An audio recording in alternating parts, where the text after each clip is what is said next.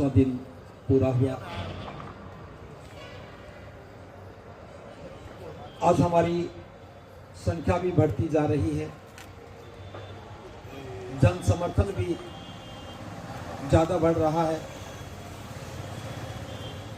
शुरुआत में विचार दूर तक नहीं गया, आज सारा देश इस आंदोलन के पक्ष में खड़ा हो रहा है। तो मैं इतना ही कहना चाहता हूं, जैसा कि आपने पूछा कि सुरक्षा का कोई यहाँ बंदोबस्त नहीं है, यहाँ हमारी सुरक्षा की बात नहीं है, हम बौद्ध विरासत की सुरक्षा की बात करने के लिए यहाँ आए हैं। जब हमारी बौद्ध विरासत ही असुरक्षित है, बुद्ध की शिक्षाओं को भ्रमित करके बताया जा रहा है, महाबोधि महाविहार के स्ट्रक्चर के साथ छेड़खानी की जा रही है, और हम अपनी विरासत के वारिस ना बन करके उस महाबोधि महाविहार से बाहर बैठे हैं। हमारी लड़ाई बीटी एक्ट 1949 को खत्म करने की बात है। और जब कोई आंदोलन शुरू होता है तब खतरे कई प्रकार के होते हैं, ना केवल असामाजिक तत्वों के बल्कि और भी कई तरह के खतरे होते हैं।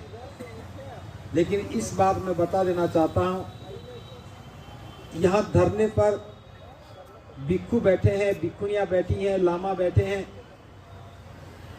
और जब कोई भिक्षु बनता है, भिक्षुनी बनती है, लामा बनता है, तो सब कुछ त्याग करके बनता है, सभी प्रकार के खतरों पर विजय पाकर के बनता है। इसलिए हम किसी भी प्रकार के खतरे की कोई परवाह नहीं करते हैं। दिनों की गिनती होती रहेगी, आंदोलन चलता रहेगा। बस हमारी एक ही मांग है कि ये बीटी एक्ट 1849 निरस्त किया जाए, हाँ 1949 निरस्त किया जाए। महाबोधि महाविहार का प्रबंधन बौद्धों को सौंपा जाए। ये विरासत बौद्धों की है, पूरी दुनिया के बौद्धों के सम्मान का प्रतीक है, ये आस्था और विश्वास का प्रतीक है। इस पर हम किसी परधर्मी के अतिक्रमण को सहन नहीं करेंगे। बस यही कहकर कि मैं अपनी बात को विराम देता हूं, ताकि देश के लोग इस बात को ध्यान से सुन सके। ये आंदोलन अभी हम लोग बुद्ध धर्म संघ वंदना करके सूत्रोपात करके, और ये सरकार को भी मैत्री भावना बोलता है, उसको मैत्री भाव दे करके, तो वैसे पूरा को 17 तारीख को घसीटा था, उसके लिए कभी कभी मन में दुख तो होता है, लेकिन उसको 27 को तो मन में है, उसको भुला करके तो वो जो नीतीश का सरकार है उनको मंगल मैत्री देता हूँ। और मैं हमारा अरुणाचल प्रदेश भिक्षु संघ का एक पदवी होने के नाते, संघ नायक होने के नाते मैं उनसे जान पहचान की हूँ।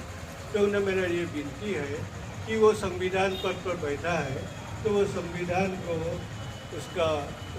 संविधान को ख्याल में रखते हुए हमारा जो जायज़ ये जो रिक्वेस्ट है जो न्याय जो भिक्षा है, वो जो है उसको प्रदान करें।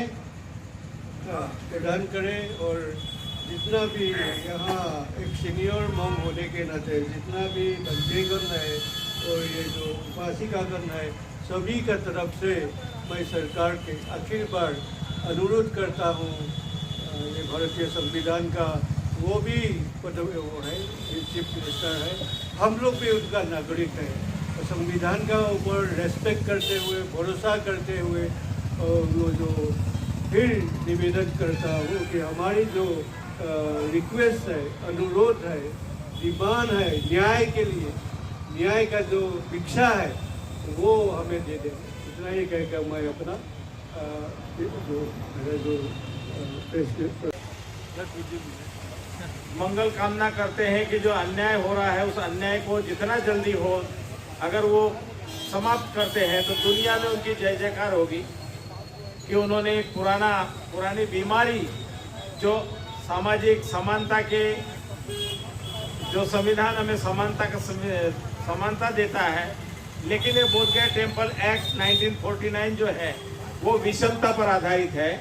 विषमता वाला कानून समाप्त करे और समानता को लागू करे तो ये देश में प्रधानमंत्री हो, राष्ट्रपति हो, मुख्यमंत्री बिहार के हो, सभी की जय जयकार होगी कि उन्होंने एक पुरानी बीमारी खत्म की और भारत के संविधान को न्याय दिया।